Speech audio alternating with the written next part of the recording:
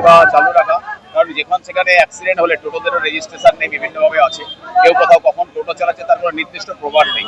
তো সেই জন্য আগামী দিনে আমার মনে হয় একটা পদ্ধতি করা উচিত যে টোটো চলবে, তাদের একটা রেজিস্ট্রেশন বা কোন জায়গা থেকে কোথায় তুলবে, কোথায় কোথায় বাড়ি, কোথায় অ্যাক্সিডেন্ট হলো খুঁজে পাওয়া যাচ্ছে না। ওই যত্রতত্র টোটো না দাঁড়িয়ে একটা সিস্টেমে চললে ভালো হয়। বিজেপি কি পাশে থাকবে? 100% থাকবে, মানে বহু মানুষ রুজি রোজগারের সাথে আছে, তো পরিষেবা যাতে মানুষও পায় আর যারা এর সাথে যুক্ত আছে তাদের যাতে কর্মসংস্থান হয়, কর্মসংস্থান দেওয়া বিজেপির সংস্কৃতি, কেড়ে নেওয়া নয়, অবশ্যই বৈধভাবে হওয়া উচিত।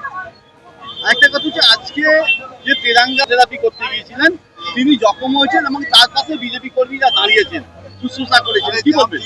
স্বাভাবিক নিয়মে কোথাও অ্যাক্সিডেন্ট হোক, যাই হোক, যে কোনো ঘটনা ঘটে, তো সেখানে আমাদের ভারতীয় জনতা কর্মী আছে, মানুষের পাশে থাকা সেবাই সংগঠন, তো মানুষের পাশে থাকাই আমাদের ধর্ম।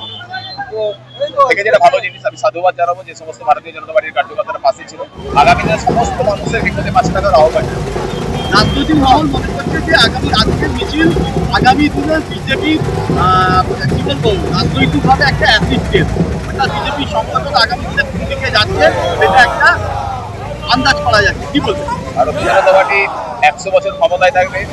গতদিনে আমাদের সম্মানীয় মুখ্যমন্ত্রী বলেছেন, আমাদেরও বিশ্বাস, যেহেতু আমাদের আদর্শকে সামনে রেখে, ব্যক্তি নয় আদর্শকে ভর করে আমরা রাজনীতি করি, আমাদের কাছে একটি দর্শন থাকার একাত্ম মানববাদের দর্শন, এই দর্শন বাস্তবে রূপ দিলে যে ভারতীয় বর্ষের সমস্ত শেষ প্রান্তে বসে থাকা মানুষ, খেটে খাওয়া গরিব মানুষ, তাদের যদি সব দিক থেকে উন্নতি করা হয় তাহলে ভারতবর্ষের মঙ্গল হবে।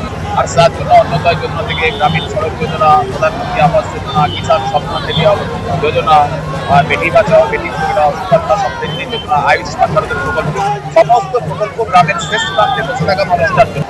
তো আমরা সেই উদ্দেশ্য নিয়ে আছি, আর এই উদ্দেশ্য আছে মানেই যখন ভারতীয় জনতা পার্টির আদর্শ আর সরকারের আদর্শ এক হয়ে যাবে, বাস্তবে রূপ দেবে, এটা 100 বছর ভারতীয় জনতা পার্টি আগামী দিনে পশ্চিমবঙ্গে রাজত্ব করবে। এটা টেস্ট কিছু নয়, বিভিন্ন রাষ্ট্রবাদী মানুষ একসাথে আগামী দিনে আমাদের পাশে থাকবে, এটা আমাদের বিশ্বাস।